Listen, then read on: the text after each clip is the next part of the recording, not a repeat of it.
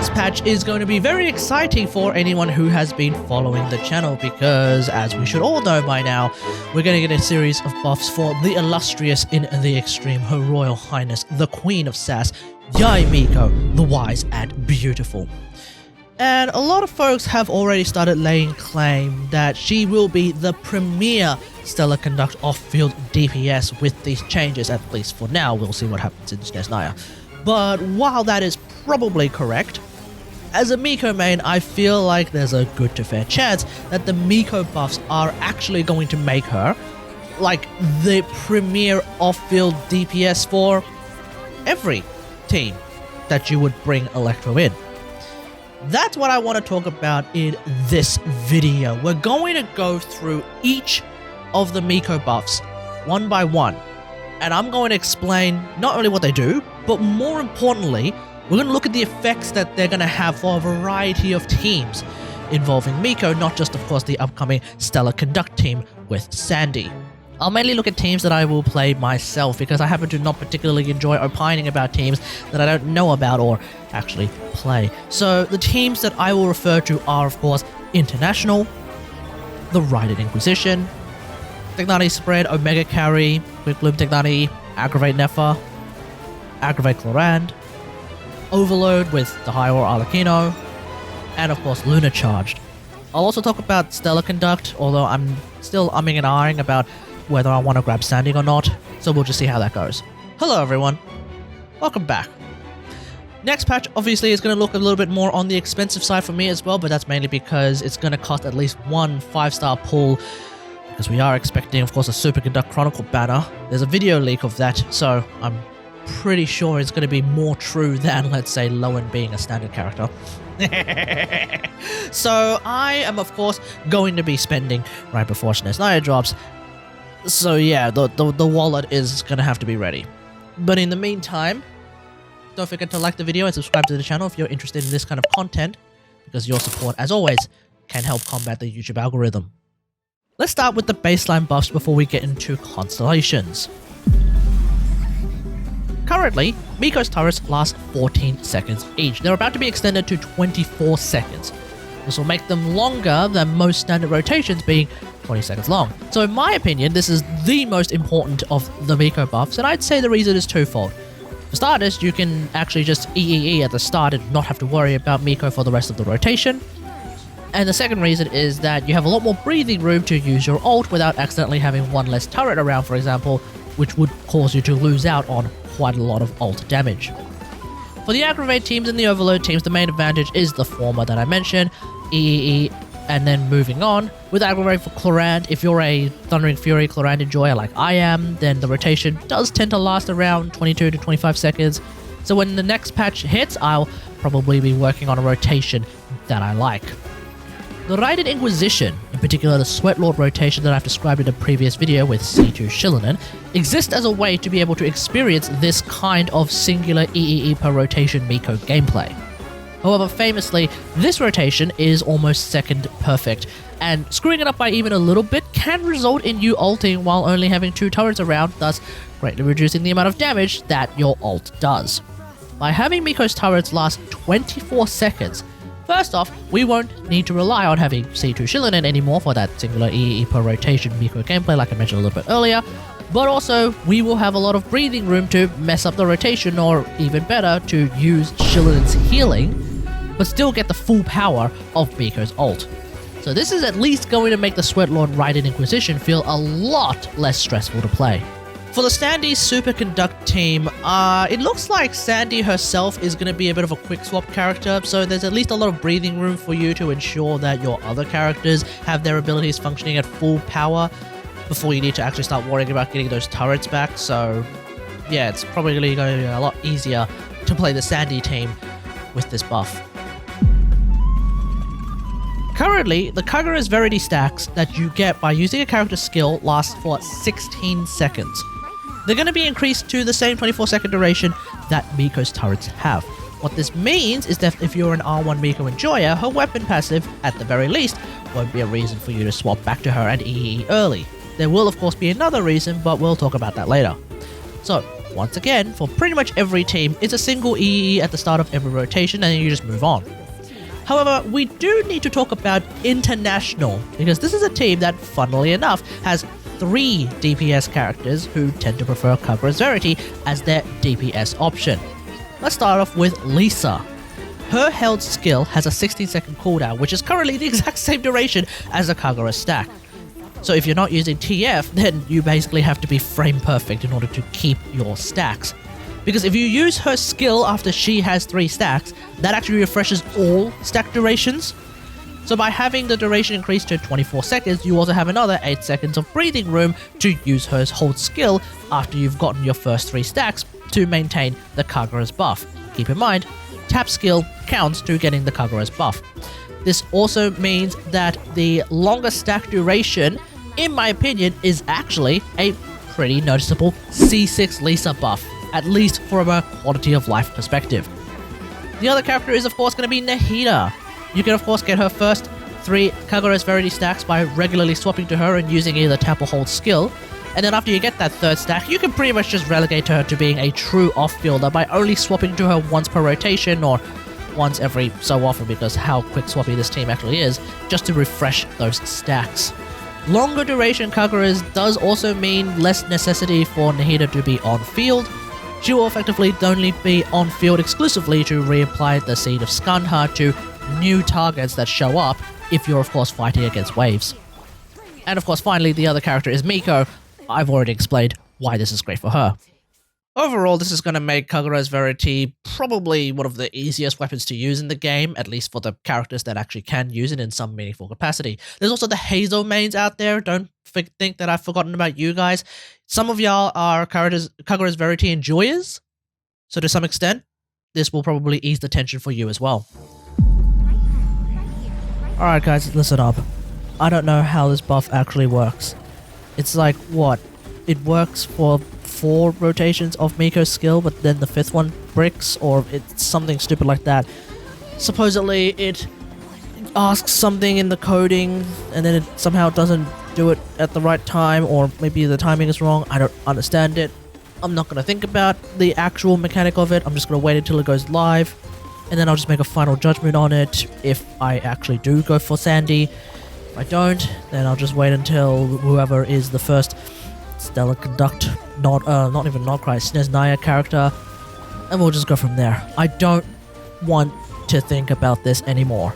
In none of the teams that I currently play will this particular buff be relevant. However, occasionally I have randomly brought a cryo character into something like International, for example, for the sole purpose of handling a specific boss mechanic. So in those occasions, it would seem like that will also result in each of her turrets having different damage outputs.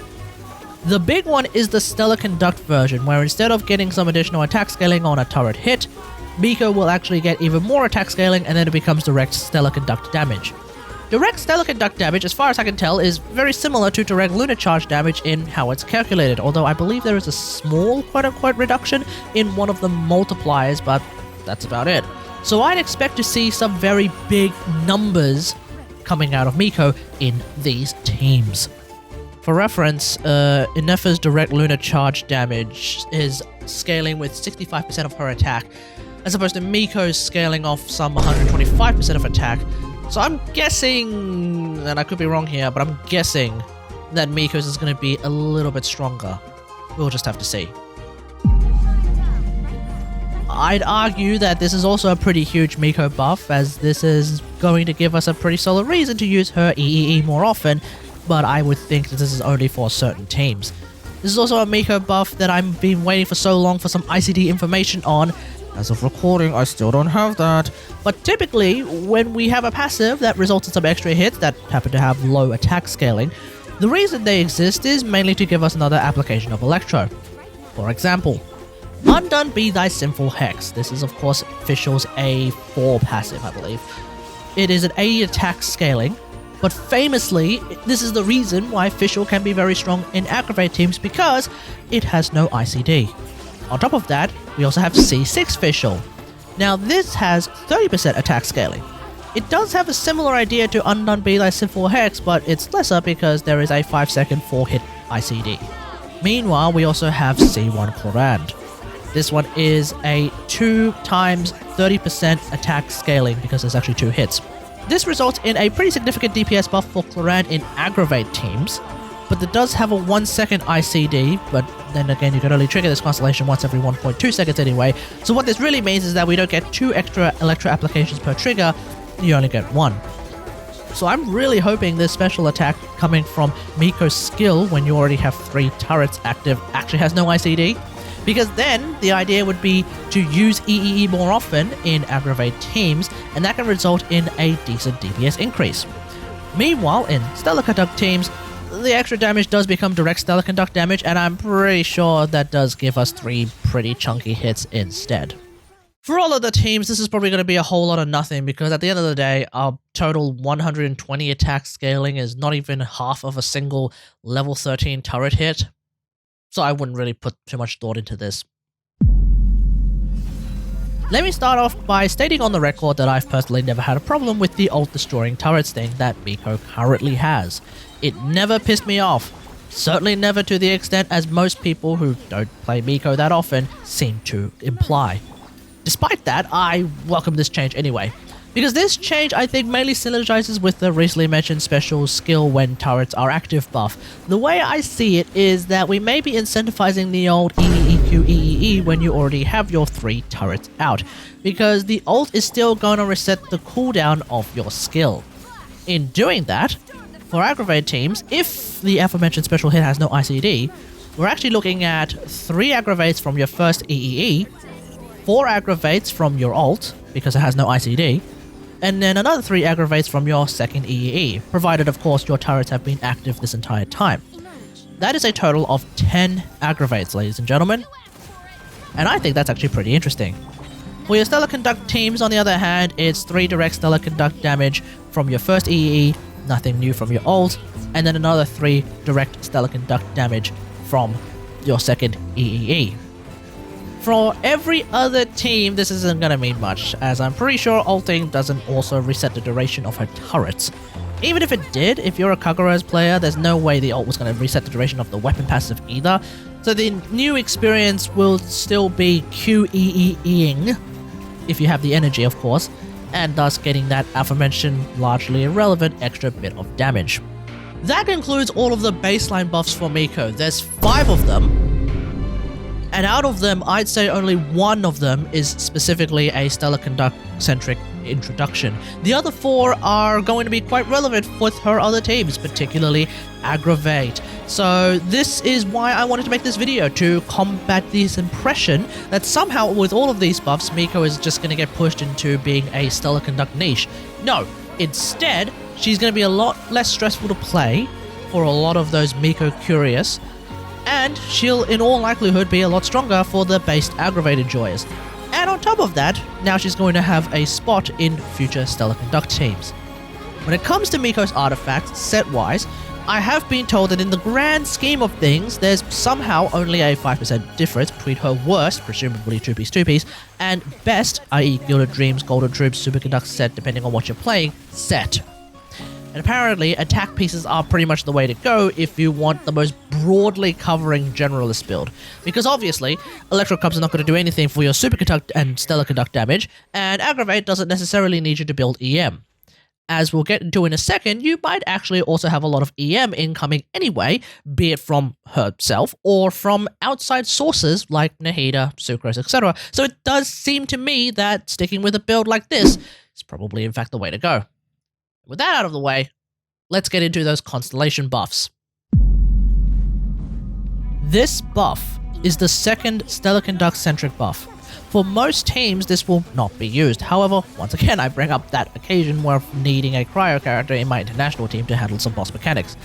Giving that team, specifically Lisa and Miko, a 40 Electro% buff does actually make their Aggravate damage go up by a fair bit.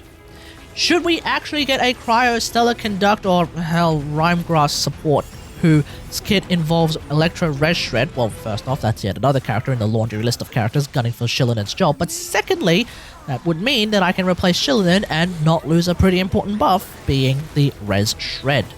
So we'll see if Hoyo decides to add yet another character to the Shield in an alternative list, but in the meantime, the only time I think I would see use of this C1 buff is actually playing International against a permanent Cryo Aura enemy.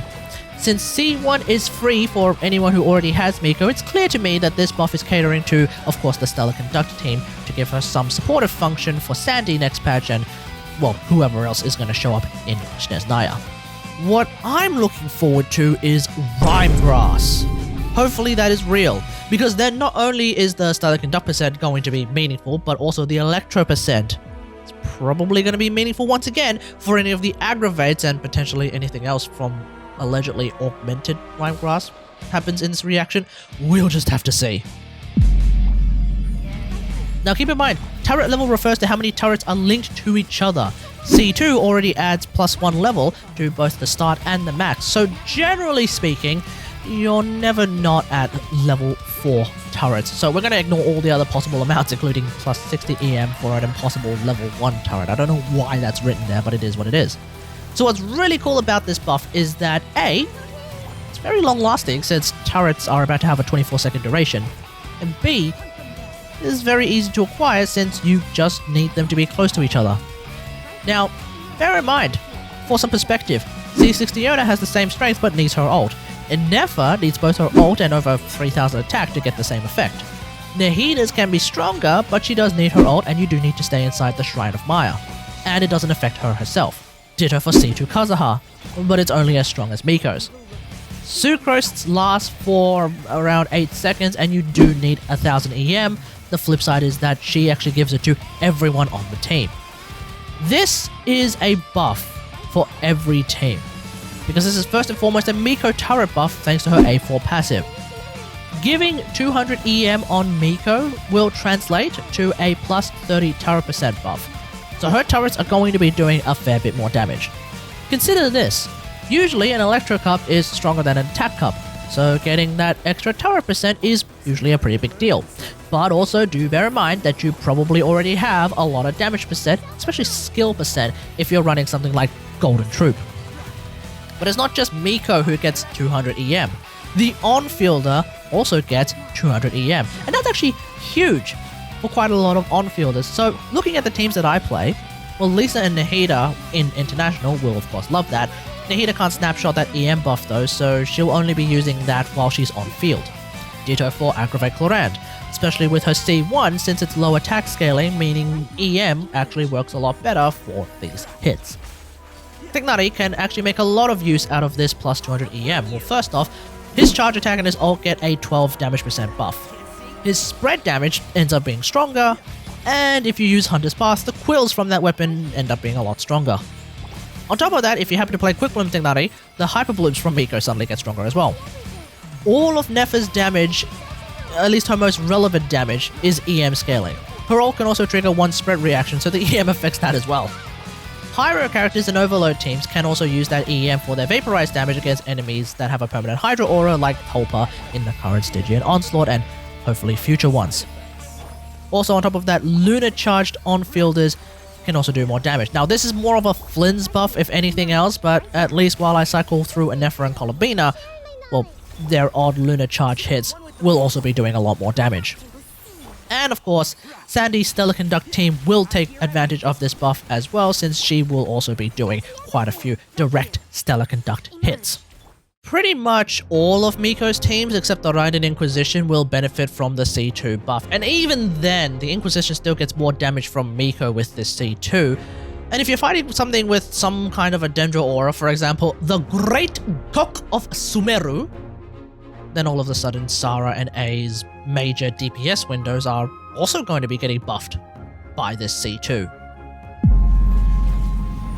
This is one hell of a buff in how seemingly unnecessary and maybe kind of necessary it is. KQM's ER requirements suggest that the moment you get her C1, if you're playing with A or Fischl in any meaningful capacity, she just straight up doesn't even need any ER.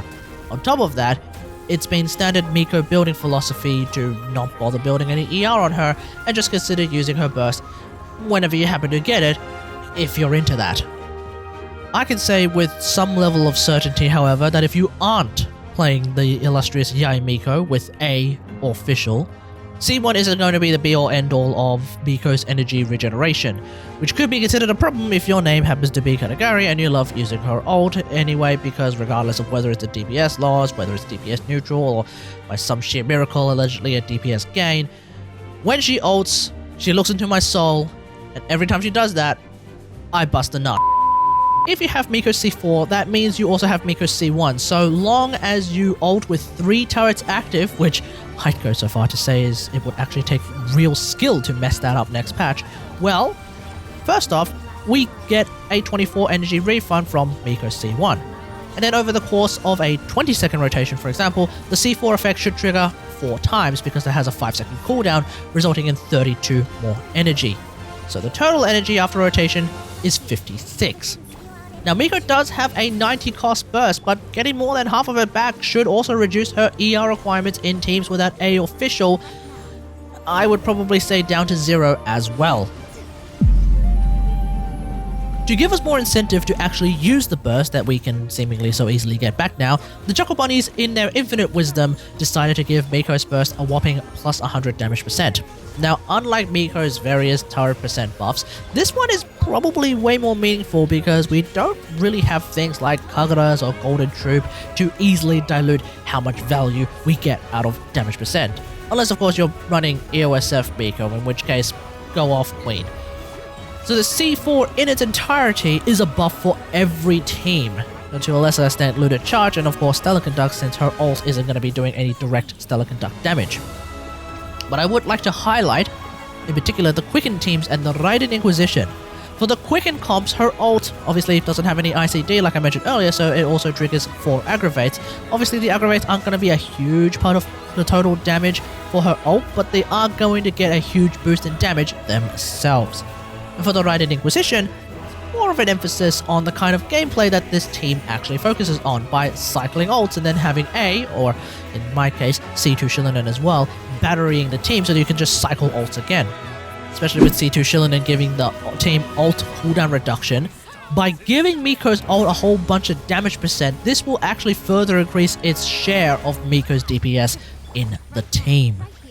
I don't know for a fact, but I just feel like with this C4, her ult is going to be a DPS gain. I personally feel like if you get Miko C4, you should start using her ult as soon as it's ready.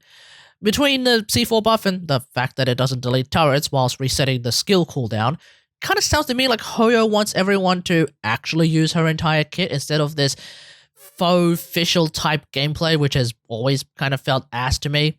When the buffs come in, I will of course be doing some testing to see if ulting is actually a DPS loss, neutrality, or gain, at least of course with my 2-piece build. This one's kind of wild because C6 Sara already exists. I think the idea is that if you have C6 Miko, which I will be getting next patch so long as the StellarConduct Chronicle banner actually remains true, you probably don't need to bring Sara in any of these StellarConduct teams. Do keep in mind, this Constellation only affects Miko's StellarConduct crit damage. As far as I can tell, the StellarConduct reaction doesn't actually do any damage, it just summons a field. So it should just be her direct StellarConduct damage that is going to suddenly do way more damage.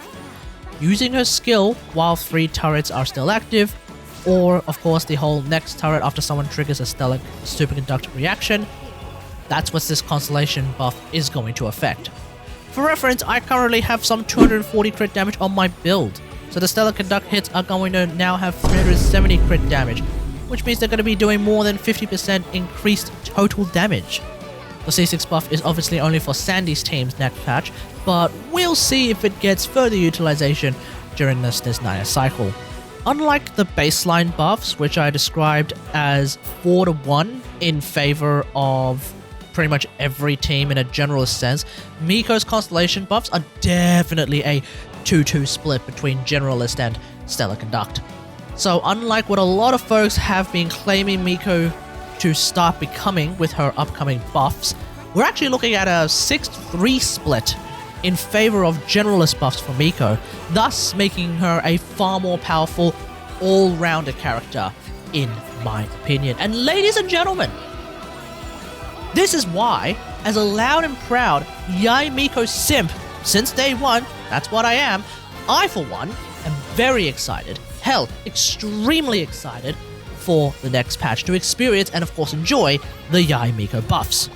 I've always called her the queen of sass, Yae Miko, but I feel like with these buffs, as soon as they go live, so long as they remain mostly intact and they don't receive, like, let's say a singular fatal blow like the Tenno buffs did, I think she will be upgraded from queen to, of course, Gotomiko status. And if nothing else, she will of course be stronger than Fischl in every team that is in Hexarai. Trust. Let me know what you think about all of this in the comments below. How do you feel about the Yae Miko buffs? Have I convinced you that she's actually not going to be this niche StellarConduct support, but instead actually going to be this broad-ranging, like, ludicrously powerful, just Electro sub DPS that you can put in pretty much every team you can think of under the sun? Let me know in the comments. Otherwise, hope you guys enjoy this. If you like this video, hit that like button and subscribe for more Genshin Impact action. And until next time, I'll see you guys later. Thanks for watching. Bye. Make yourselves a move. You won't distract me this